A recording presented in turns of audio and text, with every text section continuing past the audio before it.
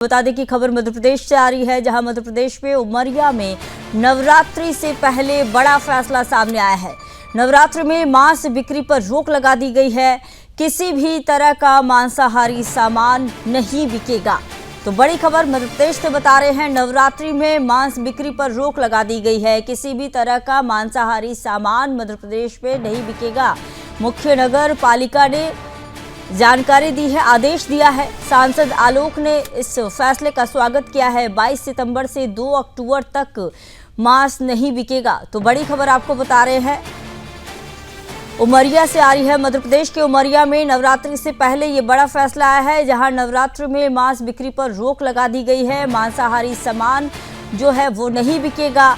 मुख्य नगर पालिका ने ये आदेश जारी किया है। सांसद आलोक ने इस आदेश का स्वागत किया है। 22 सितंबर से 2 अक्टूबर तक मांस नहीं बिकेगा।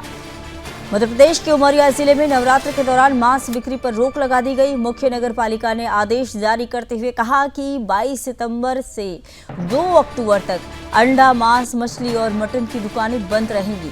ये फैसला जिला स्तरीय शांति समिति की बैठक में सुझाव के बाद लिया गया। नगर पालिका ने दुकानदारों को आदेश दी कि जानकारी देने के लिए मुनादी कराने के भी निर्देश दिए हैं। नवरात्र में मांस बिक्री पर लगी रोक को लेकर सांसद आलोक शर्मा ने स्वागत किया। उन्होंने कहा कि ये कदम सामाजिक सद्भाव बनाए रखने के लिए उठाया गया है।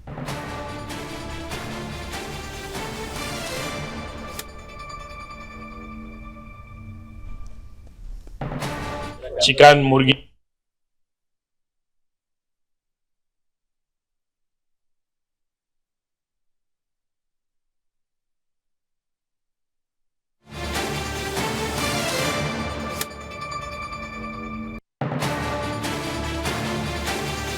बिक्री पर रोक लगा दी गई है। उमरिया में नवरात्रि से पहले ये बड़ा फैसला लिया गया।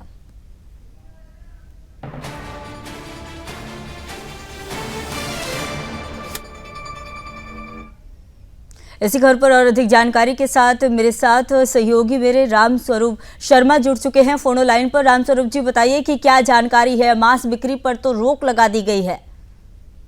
जी बिल्कुल संगीता, मैं सबसे पहले आपको बता दूं कि ये जो पूरी खबर है ये मध्य प्रदेश के उमरिया जिले की है।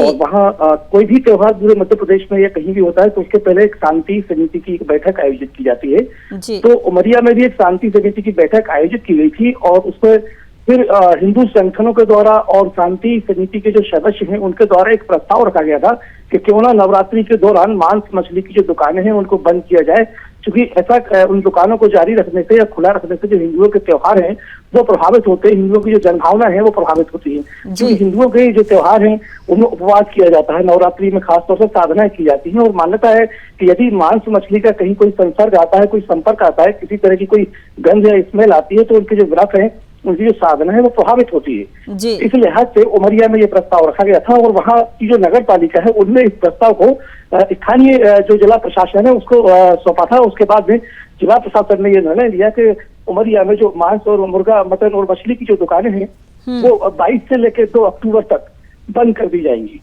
और इस पूरे मामले का यहाँ राजधानी भोपाल में सांसद आलोक शर्मा ने स्वागत किया है। संगीता, रामचंद्र जी, ये बताइए कि वहाँ के स्थानीय लोगों में इसको लेकर क्या कुछ वो कह रहे हैं स्थानीय लोग वहाँ के? देखिए, जहां तक स्थानीय लोगों की बात है या मध्य प्रदेश के अन्य हिंदू नागरिकों की बात है तो उन्होंने सही में इस पूरे मामले का और इस खबर का स्वागत किया है और ये कहा है कि इस तरह की जो पहल है वो पूरे मध्य प्रदेश में होना चाहिए, बल्कि पूरे देश में भी होना चाहिए। क्योंकि पूरे देश भर में, पूरे भारत में नवरात्रि का त्योहार मनाया जाता है और यदि इस तरह से कहीं मांस को प्रतिबंधित किया जाता है, इन 9 दिनों में या बंद किया जाता है तो उससे सद्भावना का संदेश जाएगा। रामस्वरूप जी, ये बताइए कि जिस तरह से उमरिया में इस तरह की रोक लगाई जा रही है, क्या कई और जिलों में भी ऐसी खबरें सामने आएंगी क्या? बिल्कुल, राजधानी भोपाल से संस्कृति बचाओ मंच हो, रामेश्वर शर्मा हो, विधायक या सांसद आलोक शर्मा हो, जिनकी व्हाइट स्वर्ष न्यूज के पास है, वो उन सभी ने अपने अपने समय में इन सब चीजों के लिए मांग समय समय पर की जाती रही उनके द्वारा कि मांस मछली की जो दुकानें हैं वो चाहे दीपावली का समय हो या नवरात्रि का समय हो या और जो दूसरे हिंदू त्योहार हो, क्योंकि हिंदुओं में इन सारी चीजों को लेकर एक वर्जना होती है और इस दौरान मांस मछली और मटन की जो दुकानें हैं उनको बंद किया जाए। और उसके बाद सामान्य रूप से भी आलोक शर्मा सांसद है भारतीय जनता पार्टी के भोपाल के, उनने ये भी कहा है कि चूंकि उमरिया की जो है वो आबादी बहुत ज्यादा है मुस्लिमों की वहां पर, तो एक मांस का एक सेपरेट जो मार्केट है वो अलग होना चाहिए। मांस जी। बिक्री के लिए अलग बाजार जो है वो सुनिश्चित किया जाए, ताकि मुस्लिम वर्ग के जो लोग हैं या जो नॉनवेज खाने वाले जो लोग हैं वो अलग जगह से मांस खरीद सके, और वहाँ जो हिंदू समुदाय के जो लोग हैं उनका वहाँ संपर्क और वहाँ दुर्गंध और स्मेल जैसी स्थिति उनको फेस ना हो। रामस्वरूप जी, ये तो बात हो गई जो वहाँ के सांसद हैं उनकी, लेकिन और भी क्या राजनीतिक प्रतिक्रिया इस मामले में किसी की आई है? फिलहाल देखिए, आलोक शर्मा की तरफ से बयान आया है और हिंदू संगठनों की तरफ से, हिंदू जो धर्मावलंबी है उनकी तरफ से पूरे मामले का स्वागत किया गया है। संगीता, और विपक्ष की तरफ से कोई बयान आया हो? नहीं, विपक्ष की तरफ से फिलहाल इस पूरे मामले को लेकर अभी किसी तरह की कोई टिप्पणी नहीं आई है, क्योंकि इस तरह का बयान विपक्ष के द्वारा दिया जाना अपने आप में गले की फांस बन सकता है। मध्य प्रदेश में भारतीय जनता पार्टी की सरकार है और विपक्ष में मुख्य जो दल है वो कांग्रेस है, और यदि इस तरह का कोई वो बयान देते हैं तो हिंदुओं की कहीं ना कहीं विपक्ष के द्वारा जन भावनाओं को आहत करने का जो आरोप है उसमें विपक्ष कहीं ना कहीं जगता नजर आएगा। इसलिए विपक्ष इस पूरे मामले को लेकर चुप्पी साधे हुए विपक्ष की तरफ से फिलहाल कोई बयान नहीं आया।